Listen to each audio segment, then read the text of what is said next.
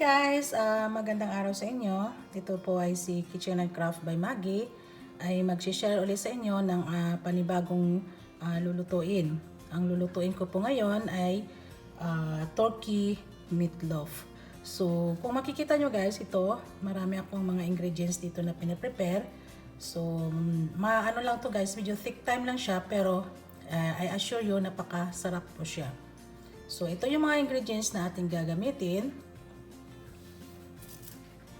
First ay kailangan natin ng turkey. So itong turkey na guys, ang pinili ko ay yung fillet. Tapos ako na po yung naghiling sa kanya. So nilagay ko sa aking food processor. Tapos ganito na po siya. So ito, you will need turkey. Next guys ay itong ating onions. Nilagay ko na rin po siya sa aking food processor para maging pino yung kanyang kinalalabasan.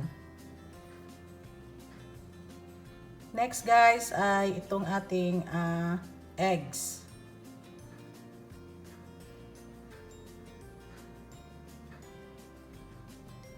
Next ay itong ating lemon zest.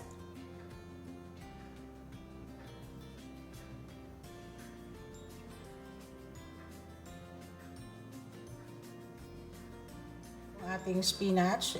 Nilagay ko na rin po siya sa food processor para maging pinong-pinong ang ating spinach.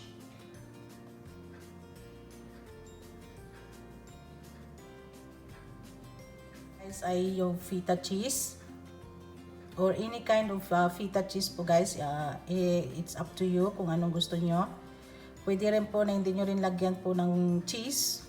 Pwede rin po lagyan nyo lang ng cheddar cheese or kung anong gusto nyo po.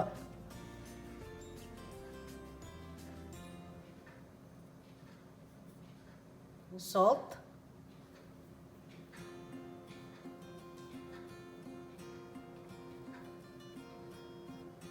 Ground black pepper.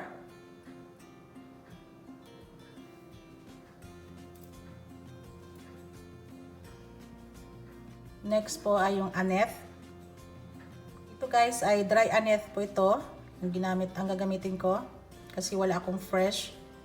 So dry na lang po yung gagamitin ko. Ito guys ay yung aking homemade tomato paste. Ito guys, actually mayroon akong video nito kung paano gumawa ng homemade tomato paste. I-check nyo po yan sa aking YouTube channel na kung paano gumawa ng homemade tomato paste. So ito ay sarili ko po itong gawa guys. At I assure you napakasarap po pag homemade ang ating gagamitin. So ito guys ay gagamit tayo ng aking homemade tomato paste. Next guys ay itong aking homemade din na dry tomatoes. So meron din po ako doon na video na kung paano din gumawa ng homemade tomato o dried tomato. So i-check mo yan po yan kung paano po gumawa ng homemade dried tomatoes. Kasi mahilig season po kasi pag ganitong panahon sa amin, mahilig po ako maggagawa ng mga nag-adventure ako gumawa ng mga tomatoes at saka kung ano pag mayroong akong tanim na mga vegetables. So yan po ang ginagawa ko para tipid po guys. So ito na madali lang po ito gagawin guys, yung dried tomatoes. So i-check nyo po yan sa aking YouTube channel. Meron po yan dyan akong video. So ayan, kailangan natin to ay dried tomatoes po. So yun lang po yung mga sangkap natin gagamitin at umpisahan na natin yung ating pagluluto.